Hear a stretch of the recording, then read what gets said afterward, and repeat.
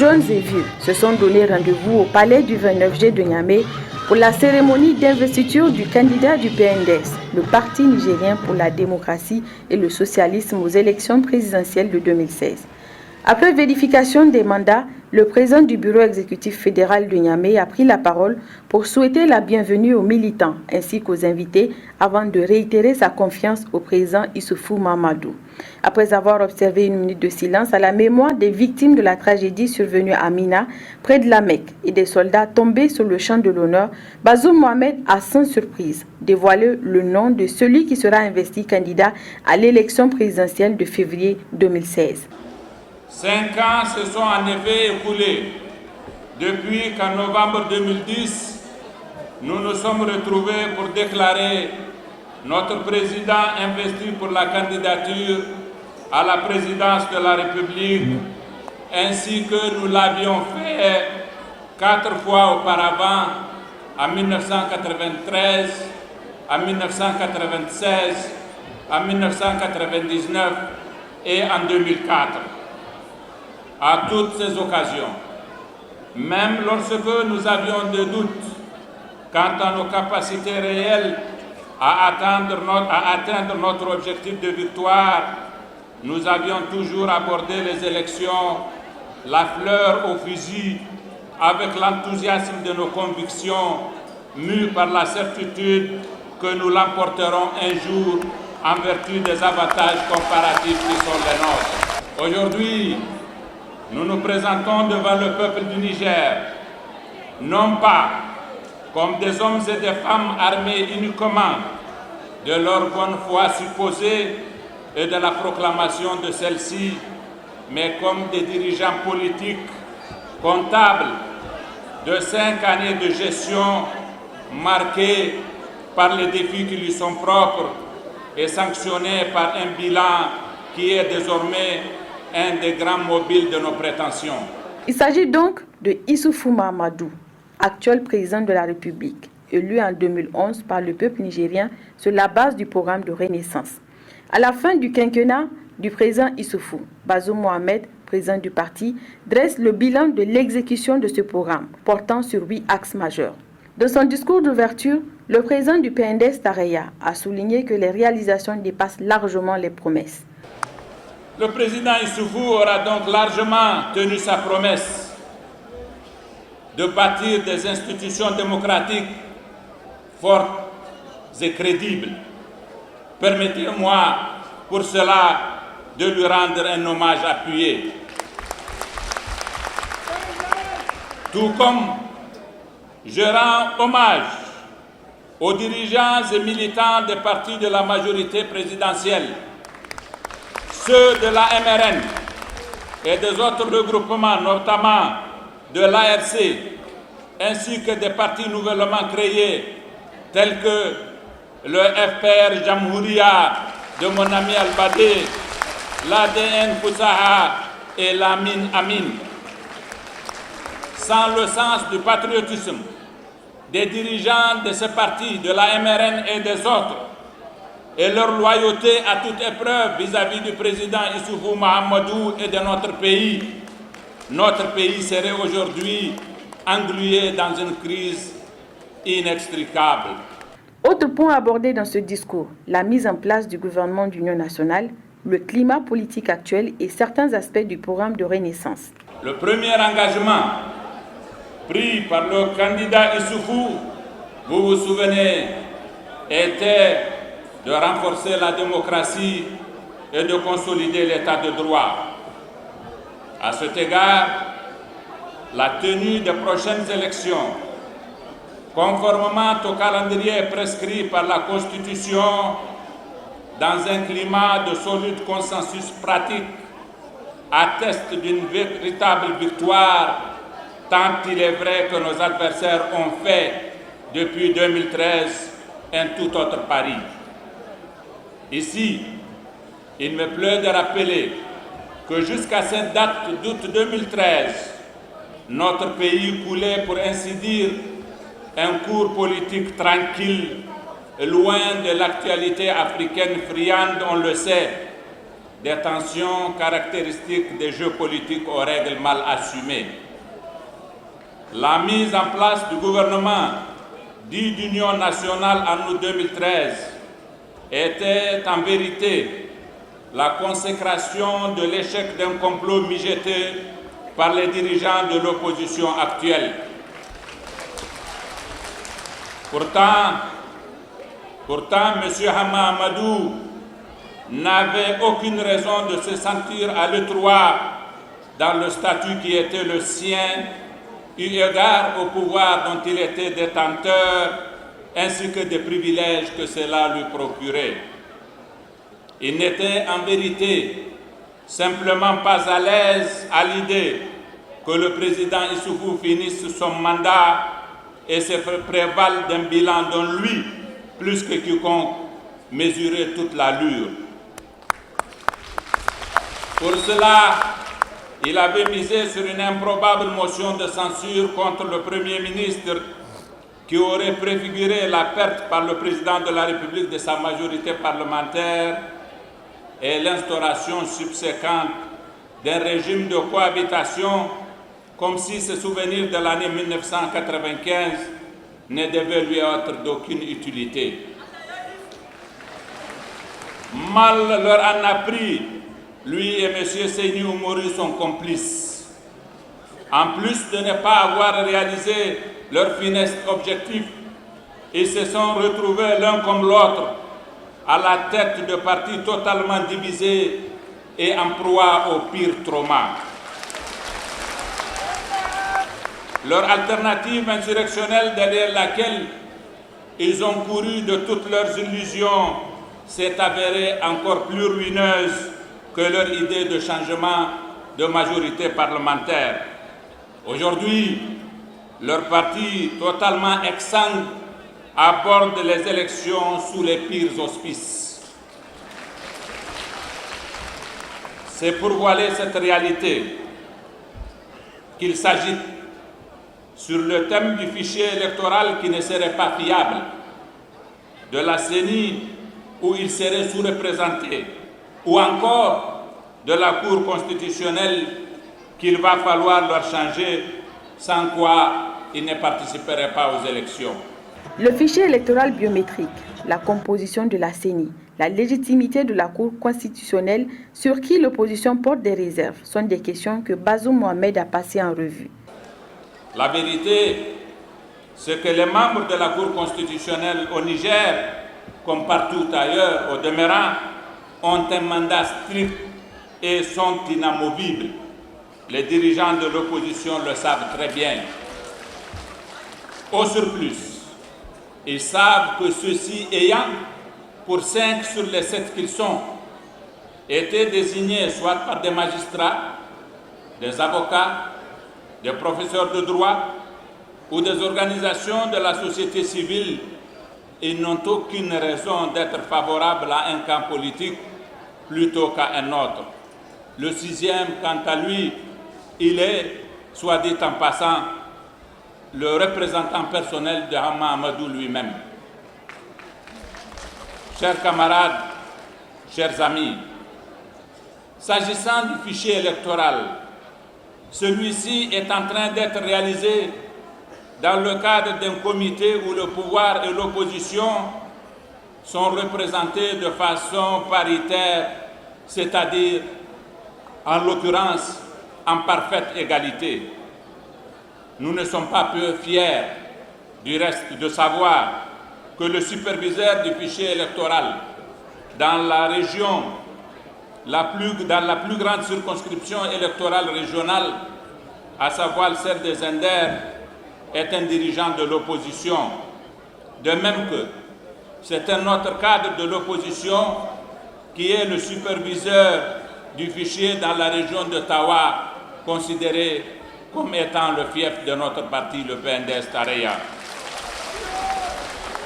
Nommer les superviseurs des 4 régions sur les 8, ainsi que les rapporteurs des 4 autres, et les voir faire le travail remarquable qu'ils sont en train d'accomplir pour venir par la suite leur jeter la pierre et instruire contre eux le procès dont nous sommes témoins est tout simplement surréaliste et irresponsable.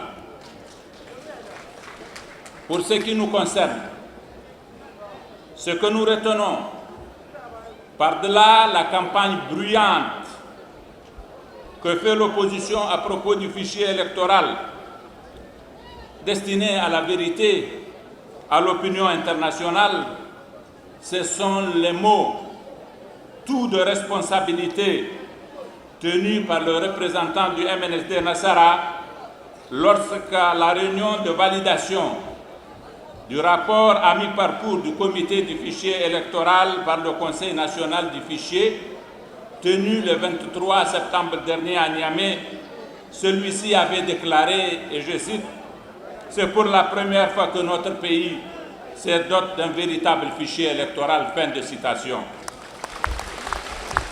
En vérité, chers camarades, chers amis, autant les leaders de l'opposition sont bruyants pour dénoncer le fonctionnement du comité du fichier électoral ou de la CENI, autant leurs représentants dans ces deux structures sont appliqués, consensueux et responsables. S'agissant de la CENI, celle-ci dans notre pays, par construction, tout comme la Cour constitutionnelle, ne saurait être favorable au gouvernement. En effet, sur les 5 membres de son bureau, les 4 premiers sont désignés soit par les magistrats, les avocats, les organisations de droits de l'homme ou des organisations des femmes. Dans ces conditions, comment peut-on parler de surreprésentation du pouvoir et de sous-représentation de l'opposition? Si l'élection présidentielle et les législatives auront lieu au premier trimestre 2016, conformément aux prescriptions strictes de la Constitution, les élections locales et régionales, quant à elles, auront lieu en juin 2016, selon le chronogramme de la CENI, soit 5 années après la prise de fonction des conseillers, conformément aux stipulations des textes pertinents à cet effet. Comme quoi, d'importantes avancées ont été enregistrées sous la gestion du président Issoufou Mahamadou.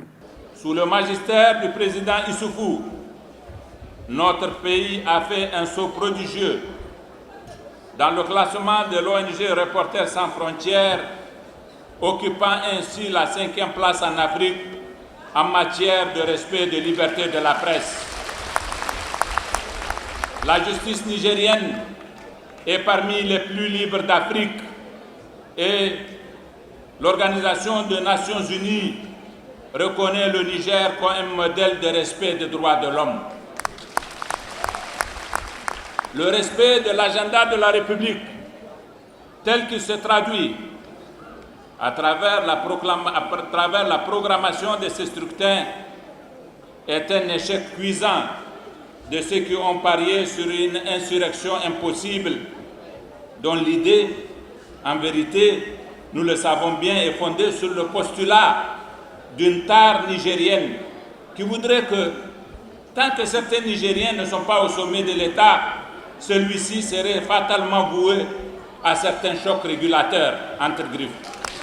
Autre engagement tenu par le président, la sécurité des personnes et de leurs biens. Rien que d'avoir formulé cet objectif tel quel en 2010 et de l'avoir mis au 2e rang de ses préoccupations dans le cadre du programme de renaissance, et rien que cela en dit long sur son esprit d'anticipation, car les questions de sécurité vont en effet acquérir à partir de l'année 2011, une année après 2010, une prépondérance remarquable dans la zone sahélo-saharienne suite à la destruction de l'État libyen au cours de l'année 2011. Aussitôt arrivé au pouvoir, le président Issoufou s'est attelé à renforcer à tous égards les capacités et les moyens de nos forces de défense et de sécurité, réduisant pour le coup de façon remarquable les incidences de la crise libyenne sur notre pays.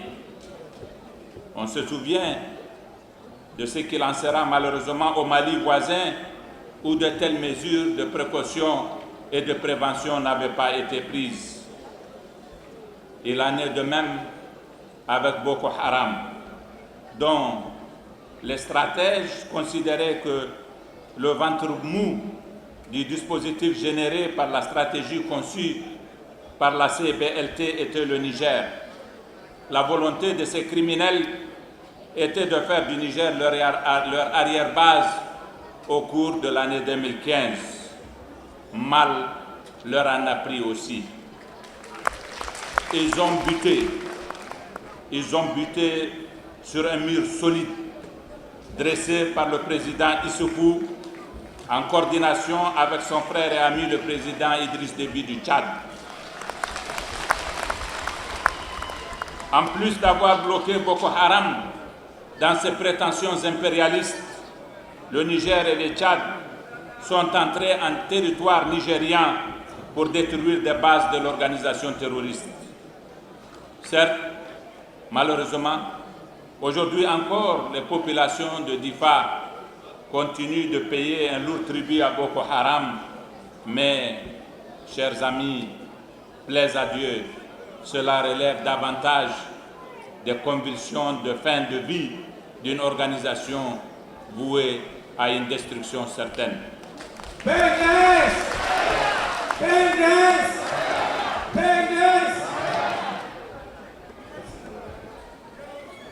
Par ailleurs, les patrouilles mixtes mobilisant près de 900 véhicules des forces de sécurité intérieure, 24 heures sur 24, 7 jours sur 7, sillonnant les zones rurales ainsi que les centres urbains, ont eu pour résultat de réduire drastiquement l'insécurité et procurer aux populations un sentiment de sécurité qui tranche radicalement avec les défis objectifs auxquels l'État fait face.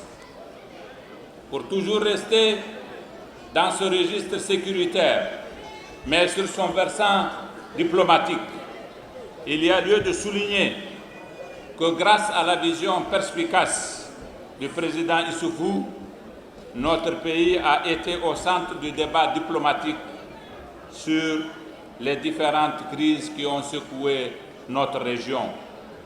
Ainsi a-t-il, non sans un grand courage, défendu le 25 mai 2011 devant le sommet du G8 de Deauville, à contre-courant de l'idée largement répandue chez les plus grands, son opinion selon laquelle la résolution 1973 du Conseil de sécurité sur la Libye est une grande erreur, expliquant que ce qui se passe dans ce pays conduira fatalement à sa somalisation et au renforcement des groupes islamistes terroristes.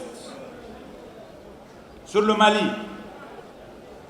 le président Issoufou a lutté pied à pied, j'en suis un témoin oculaire, pour défendre l'intégrité territoriale de ce pays et a été également au cœur de toutes les décisions les plus judicieuses en particulier qui ont permis à ce pays de se sortir de la mauvaise passe dans laquelle il s'était retrouvé.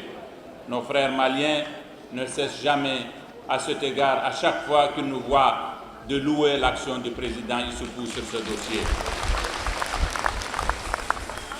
Plus récemment, au Burkina Faso, le point de vue du président Issoufou à la CEDEAO, à l'occasion de la réunion cruciale d'Abuja qui s'était tenue à cet effet au mois de septembre, a été déterminant dans la définition des mesures à prendre pour mettre fin au coup d'État du septembre 2015. Avec le président Issoufou, notre pays a acquis une voix et une personnalité internationale comme cela a rarement été le cas. Comment ne pas l'en féliciter chaleureusement? Bazoum Mohamed n'a pas perdu de vue les réalisations faites dans le domaine de la sécurité alimentaire grâce à la mise en œuvre de l'initiative 3N, les Nigériens nourrissent les Nigériens. Assurer la sécurité alimentaire à travers l'initiative 3N, les Nigériens nourrissent les Nigériens, est l'un des grands engagements pris par le président Issoufou. L'idée est de moderniser l'agriculture en faisant recours à une technologie moderne fondée notamment sur un usage plus systématique de semences sélectionnées et d'intrants, ainsi que l'exploitation des eaux du sol et du sous-sol, de façon à faire en sorte que sécheresse cesse de rimer avec famine. Il s'agit également de développer la résilience des populations vulnérables à travers une politique hardie de reconstruction du stock national de sécurité alimentaire et surtout de densifier la vente des céréales à prix modéré ainsi que la distribution gratuite ciblée des vivres et le cash transfert. Pour illustrer les réalisations dans ce domaine, permettez-moi, chers camarades, que je rapporte la déclaration que m'a faite une paysanne de Jajatou dans la commune de Doumega à la fin du mois de septembre dernier à l'occasion de ma tournée dans le département de Tibiri. En substance, le propos de cette paysanne a été de me dire: Monsieur le Président, par le passé, en cette saison, c'est-à-dire vers la fin du mois de septembre, vous n'auriez eu personne pour vous écouter à cette heure-ci de la journée. C'était vers 11 heures. Les hommes seraient tous dans le champ, dans leur champ, à épier les épis qui seraient arrivés à maturité pour les couper immédiatement et les apporter en vue du repas du jour. Quant à nous, les femmes, nous serions en brousse, à la cueillette des fleurs d'acacia pour la même pitance. Aujourd'hui, nous sommes tous là, les hommes comme les femmes, devant vous, à vous écouter, parce que nous sommes à l'abri de la faim. Et nous sommes venus vous dire de remercier le président Issoufou qui nous a appris, grâce à l'initiative 3N, à cultiver le moringa et qui nous a donné surtout les moyens de le faire. Il nous a ouvert une banque céréalière où en toute saison, nous achetons le sac de 1000 à 13 500. Elle m'a dit la première fois qu'on avait amené le premier stock, nous nous sommes battus comme des chiffonniers pour acheter ça. Mais par la suite, ça n'a pas cessé de venir au point où après, très hilar, elle me dit, mais au fond, je me demande si c'est même nécessaire qu'on continue à entretenir ce magasin. Parce que, elle me disait en vérité, depuis que Issoufou est là, même sur le marché, le sac de mine n'a jamais plus dépassé 13 500, alors qu'il est arrivé, qu'il est passé le cap de 30 000 francs CFA. Voilà ce témoignage. Dans le domaine pastoral, la politique de subvention à un niveau conséquent des aliments bétail a eu pour effet de réduire de façon drastique la mortalité du cheptel, malgré 3 années de sécheresse parfois sévères et un déficit fourrager conséquent. Là également, de bonnes habitudes ont commencé à être prises où il suffit d'un sac de son pour assurer la survie de tout un troupeau, ou en tout cas d'un nombre conséquent d'animaux, et à leur faire passer le cap difficile de la soudure. Et vous aurez constaté que depuis que le président Issoufou est au pouvoir, nous n'avons plus assisté à cette mortalité qui ressemble à une hécatombe des bêtes au moment des périodes de soudure. En ce qui concerne la problématique de l'eau potable, la question est pratiquement résolue, singulièrement à Zender. Dans le domaine de l'hydraulique,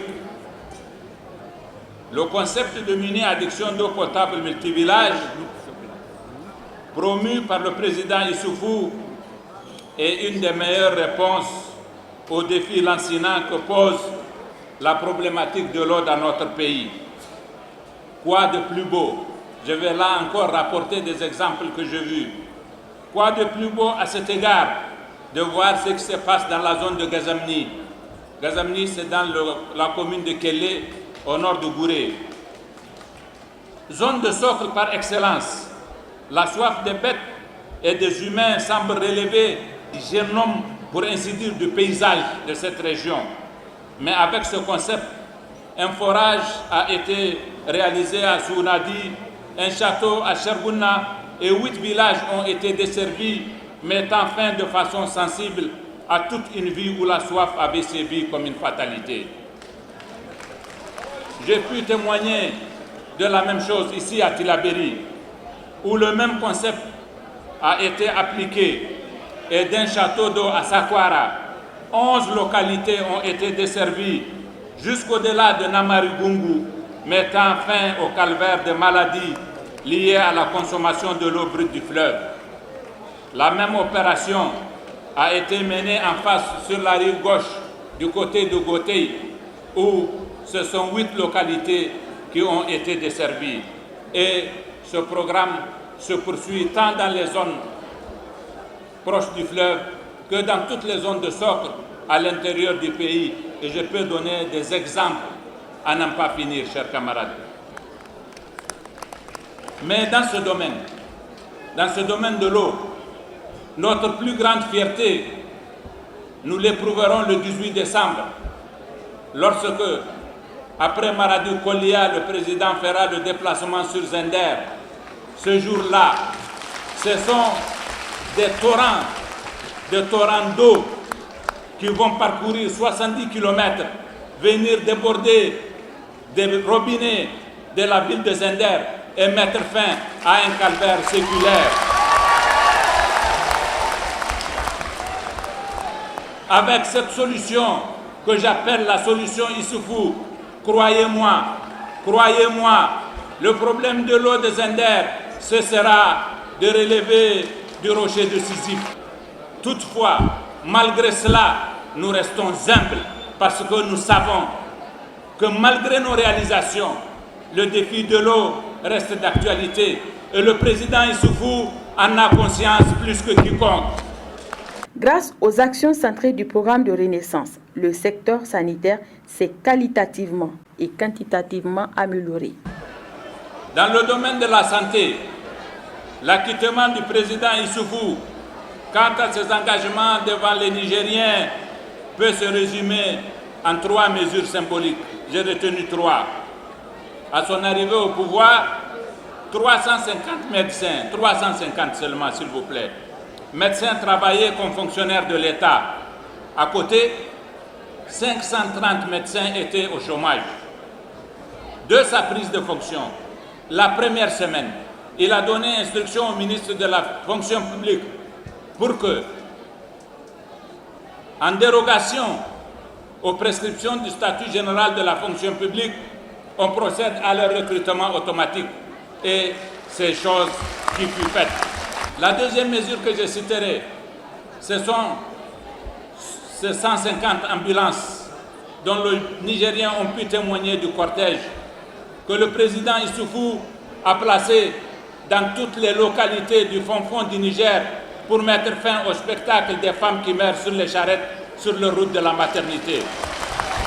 Et ce jour-là, le président Issoufou a donné comme instruction au ministre de la Santé de placer un médecin dans chaque chef-lieu de commune.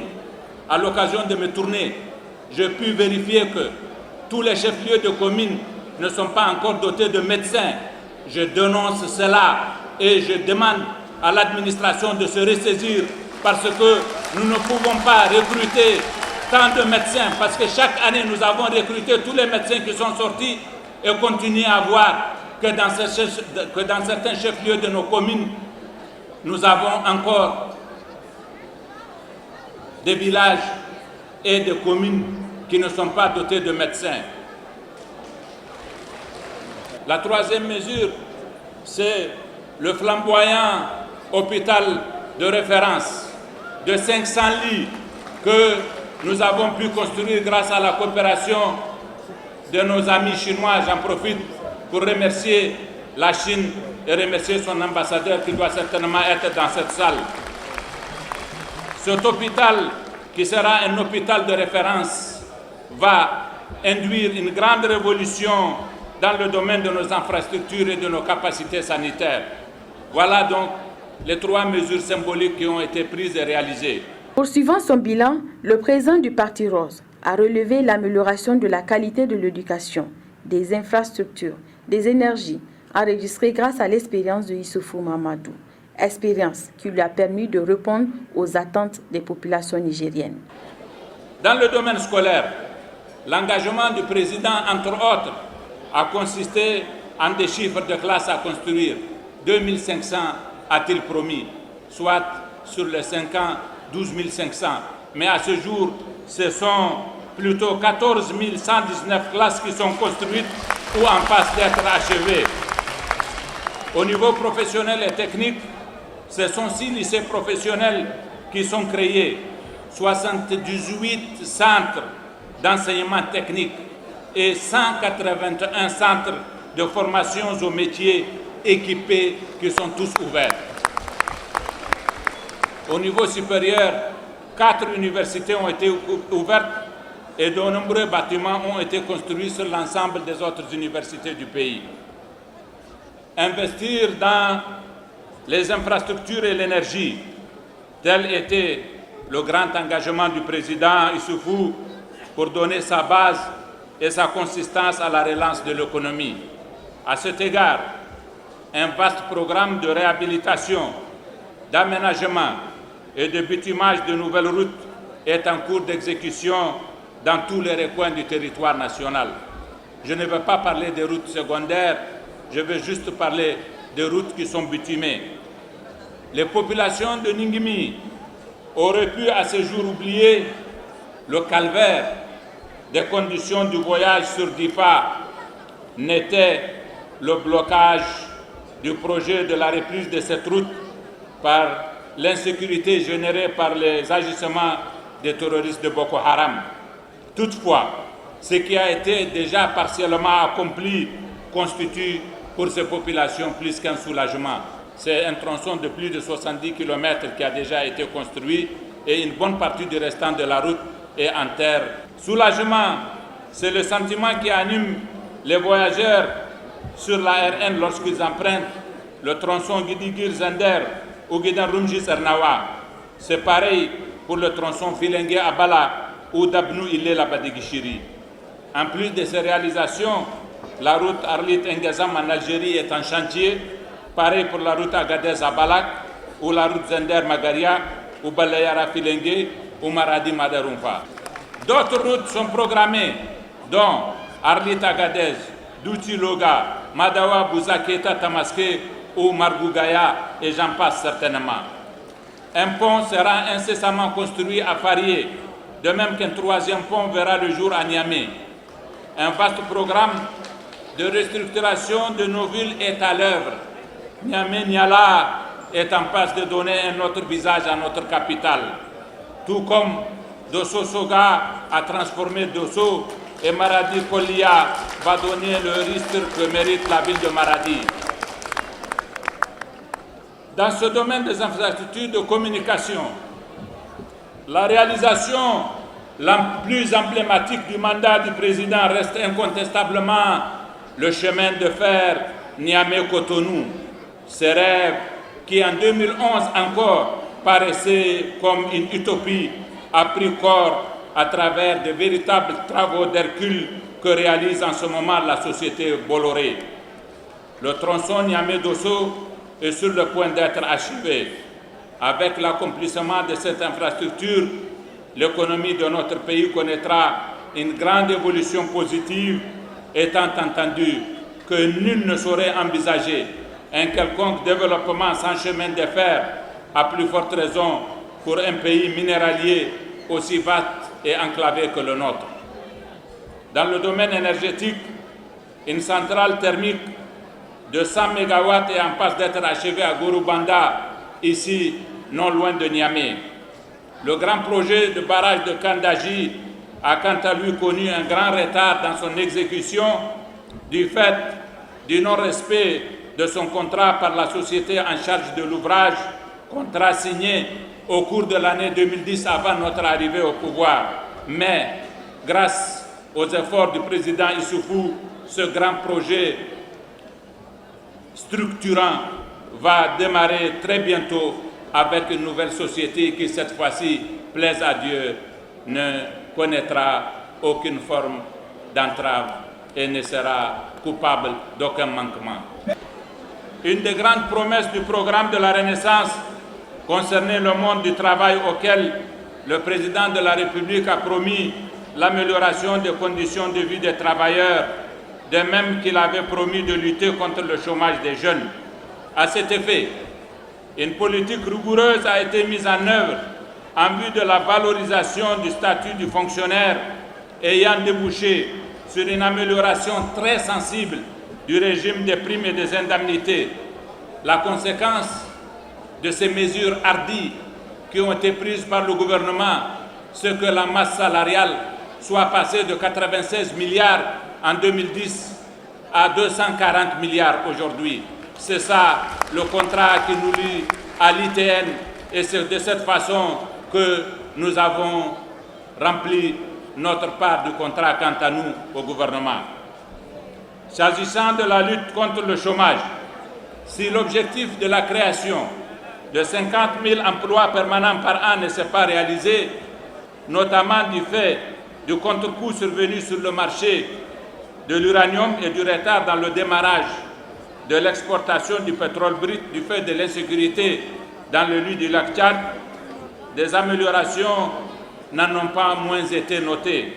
Ainsi, 128 941 emplois permanents ont-ils été créés, dont 36 651 à la fonction publique. Il faut rappeler ici, pour faire cette comparaison qui est absolument indispensable, que lorsqu'ils étaient au pouvoir, les dirigeants actuels de l'opposition avaient au total recruté 9 800 fonctionnaires pendant les 10 années de leur règne. Nous, en 5 ans, nous avons recruté 36 500. Faites la comparaison et voyez la différence. Par ailleurs, 518 755 emplois non permanents ont été créés à ce jour.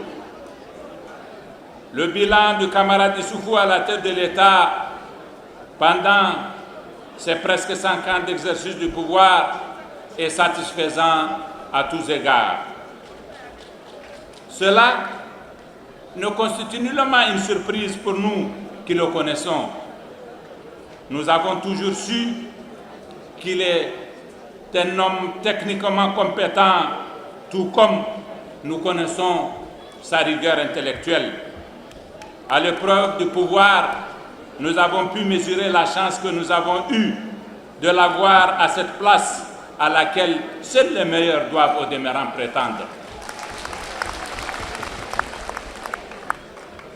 Son expérience du fond du Niger, lorsqu'à la tête du PNDS Tareya, il parcourait les villes et les hameaux de l'arrière-pays, l'a solidement préparé à savoir de quoi ont besoin les Nigériens et surtout comment répondre à leurs attentes.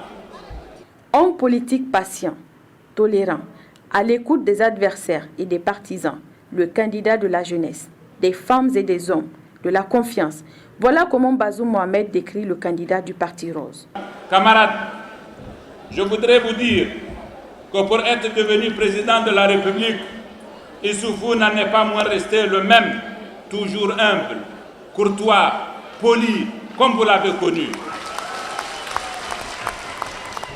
J'ai toujours lu sur son visage la même émotion à chaque fois que je lui ai fait part de la détresse d'un camarade, si modeste soit-il, même lorsqu'il ne le connaît pas. Je ne l'ai jamais prié pour régler de telles situations. Il le fait de façon spontanée, avec sa générosité que je n'ai jamais trouvée chez personne, celle qui fait de lui une personne vraiment à part, totalement exceptionnelle. j'ai toujours su, et j'ai eu le privilège de vous le dire à toutes les autres occasions d'investiture de ce genre-là, que Issoufou est doué d'un don exceptionnel de la gestion des hommes. Mais je dois avouer que ce que j'ai constaté pendant ces 5 années m'a convaincu que je le connaissais moins bien que je croyais. Car si la patience devait avoir une incarnation humaine, elle revêtirait assurément les traits de Issoufou Mahamadou. Qu'est-ce que camarade? Qu'est-ce que je l'ai vu souffrir silencieusement, endurer, stoïquement, sans jamais rien laisser paraître et toujours concéder, concéder aux partenaires, concéder, concéder, telle semble être sa morale. Mais avec certains, cela en définitive n'a servi à rien, parce que totalement différents de lui, ceux-là ont perçu dans ces traits de caractère qui relèvent de l'humilité une faiblesse. Ils l'ont appris à leurs dépens. Ils l'ont appris à leurs dépens. Ils l'ont appris à leurs dépens, car dans ces derniers retranchements, c'est quand même ça qu'ils se nomment. Quoi donc de plus normal pour les congressistes de réaffirmer leur détermination à ne pas trahir les idéaux du parti. Le Conseil fédéral du PNDS Taraya d'Agadez soutient fermement la proposition du CEN de retenir le camarade Issou Mahamadou comme candidat du PNDS Taraya aux élections présidentielles de 2016. Enfin, s'engage à se mobiliser pour que les camarades Issou Mahamadou recueillent au moins 90% de voix de la région d'Agadez. Il faut le dire, pour une démonstration de force, ça n'était une. La mobilisation n'a pas failli. Le palais du 29 juillet de Niamey était archi-comble, des gradins aux artères jusqu'à l'intérieur. Militants, invités venus de l'extérieur, les partis membres de l'Internationale socialiste, du Bénin, du Burkina Faso, du Cameroun, de la Côte d'Ivoire, du Mali, de la Mauritanie, du Sénégal, du Tchad, du Soudan, de la Centrafrique, les partis alliés de la MRN, de l'ARC, du MPR Jamhouria, de Zaman Lafia. Tous ont fait le déplacement et n'ont pas tari de loge à l'endroit du PNDS et de son candidat désigné à la présidentielle de 2016. Nous savons tous que notre camarade, le président Issoufou, est arrivé au pouvoir dans un contexte particulièrement difficile. La situation au Niger et dans l'ensemble de la zone sahélo-saharienne était marquée par la présence et la menace de groupes terroristes tels que AQMI, Ansardine et le MNLA. En plus, s'y est ajouté Boko Haram qui cherchait à étendre leurs tentacules dans toute la zone. Mais ce qui est important, c'est la capacité d'anticipation du président Youssoufou. Et dans ce contexte, loin d'être l'exutoire commode des excuses faciles, ce contexte a été pour le président Youssoufou le levier du sursaut à partir duquel il a engagé le Niger dans une nouvelle ère de son histoire, plus conforme au génie du peuple nigérien. Mahamadou Issoufou est le président de la République de Niger. Mais c'est un homme qu'on connaît bien dans ses mouvements pendant beaucoup d'années. Des gens comme lui ont mené ici en Niger, dans les continents de l'Afrique, mais à l'intérieur de ce mouvement mondial, la bataille pour la démocratie, la bataille pour la liberté, pour les droits.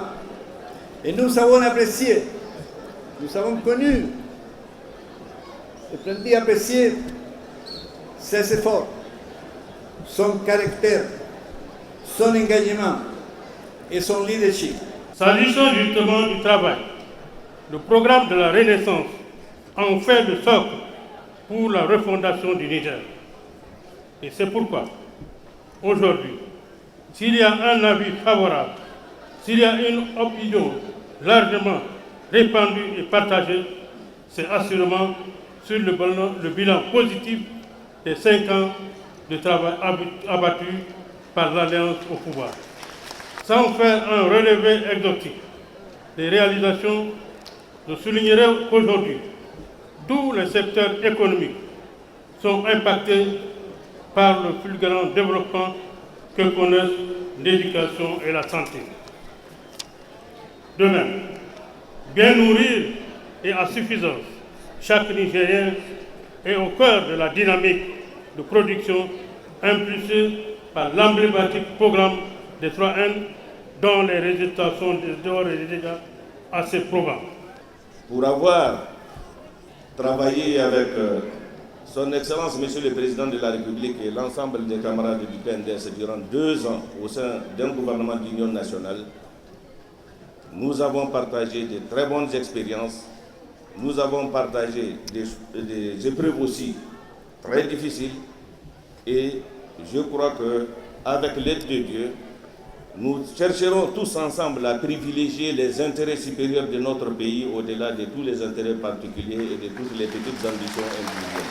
Ils veulent embêter Issoufou et ils ont profité de la cérémonie de Paris où on a parlé de Charlie pour dire Issoufou Charlie, Issoufou Charlie. Issoufou est plus musulman qu'eux. Chaque année, il envoie au moins 200 personnes à la Mecque. Moi-même, personnellement, au niveau de mon parti, j'ai eu des militants qui ont bénéficié des billets que Issoufou a donnés pour aller à la Mecque. Nous remercions Issoufou. Ce n'est pas musulman ça. Ça, ce n'est pas musulman. Et pendant ce temps-là, eux, ils font quoi? C'est bon, grand frère, le message est beaucoup plus musulman et plus religieux qu'eux. C'est ça qu'il faut comprendre. Et s'ils veulent faire des histoires ici, s'ils veulent piétiner la loi, Massaoudou, nous comptons sur toi. Je me répète, mais certaines répétitions ne sont pas interdites. S'excuse le président du RFD, Mohamed Ould Daddah de la Mauritanie, parlant sur les réalisations du président Issoufou. Authentique socialiste, portant l'ambition d'un pays rassembleur, digne, capable de relever les défis du Niger, de l'Afrique, pour s'engager dans la voie de la paix, de la démocratie, du développement, c'est l'image que tous ont du candidat rose. C'est pourquoi, selon Sanoussi Tambari Jakou, toutes les craintes de l'opposition vis-à-vis de l'élaboration du fichier électoral biométrique ne sont point fondées. Si nos opposants ne veulent pas se présenter, c'est leur problème. Quels sont leurs arguments? Ce n'est pas des arguments, c'est des faux fuyants. C'est des faux fuyants. Ils disent là, il faut auditer le fichier électoral. Mais qui refuse d'auditer le fichier électoral? Le fichier électoral, c'est pour eux seulement. C'est eux seulement qui vont se servir du fichier électoral. C'est pour eux seulement qu'on va faire des élections sur la base de ce fichier électoral. Le fichier électoral nous appartient à nous tous. S'il est bon, il est bon pour nous tous. S'il est mauvais, il est mauvais pour nous tous. Et c'est ensemble que nous allons le corriger. Point. Cela ne peut pas être une exigence de leur part. Et ils ressassent ça dans les oreilles des Blancs. Auditer les fichiers électoraux. Auditer les fichiers électoraux. Auditer les fichiers électoraux. Et quand ils finissent ça, ils parlent, oui, il faut essayer de changer la CENI. Mais regardez-moi ça. La CENI est une institution constitutionnelle qui vient directement d'une décision de l'Assemblée générale de l'UIP tenue à Paris en avril 1994. Ils étaient où, nous, quand on avait décidé de faire des CENI en ce moment-là? Ils étaient antidémocratiques et ils n'en voulaient pas. Toutes les fédérations, dont celle d'Agadez, de Difa, de Maradi, de Niamey, de Tawa, de Tillabéri et de Zender, soutiennent unanimement la candidature de Zaki et s'engagent à œuvrer pour que le parti gagne les élections dès le premier tour de la présidentielle. Après quoi, le porte-parole de la section de l'extérieur a tenu à intervenir afin de porter à la connaissance des congressistes que le président Issoufou Mahamadou a tenu toutes ses promesses faites à l'égard des Nigériens à l'extérieur. En atteste entre autres l'adoption de la loi sur la double nationalité et la possibilité pour les Nigériens de l'extérieur d'élire et d'être élus, notamment au niveau de l'Assemblée nationale. Même message livré par la présidente de l'Organisation des femmes Tareya, Mme Ousseina Hadiza, précisant que les conditions de vie des femmes se sont favorablement améliorées grâce aux actions du programme de Renaissance. Quant au président de l'organisation des jeunes Tareya, Jibo Ibrahim, il note avec satisfaction que toutes les promesses faites aux jeunes ont été honorées. Instant solennel, la lecture de la résolution portant désignation du candidat du Parti nigérien pour la démocratie et le socialisme, suivi d'applaudissements bien nourris. Vu les qualités d'homme d'État dont a fait preuve le camarade Issoufou Mahamadou pendant son exercice de la plus haute magistrature de notre pays, à travers sa grande résilience face aux multiples défis, reconnaissant le leadership avéré que s'est forgé le camarade Issoufou Mahamadou au niveau sous-régional, régional et même international à travers les questions de sécurité, de démocratie et de développement, considérant l'amélioration incontestable de l'image et de la crédibilité de notre pays au niveau international sous le premier mandat du camarade Issoufou Mahamadou, vu les résultats forts et élogieux obtenus à l'issue de la mise en œuvre du programme de Renaissance pendant le premier mandat du camarade Issoufou Mahamadou, résultats largement reconnus par les Nigériens, les partenaires techniques et financiers et l'opinion internationale, considérant la nécessité de poursuivre les grands chantiers entrepris lors du premier mandat du camarade Issoufou Mahamadou et d'en initier de nouveaux en vue de consolider les bases d'un développement durable du pays, fort du soutien unanime des 8 régions, des 8 fédérations, des organisations de masse et des sections de l'extérieur du parti à la candidature du camarade Issoufou Mahamadou à la prochaine élection présidentielle, le congrès extraordinaire du PNDS Tareya, réuni le 7 novembre 2015 à Niamey, décide d'investir le camarade Issoufou Mahamadou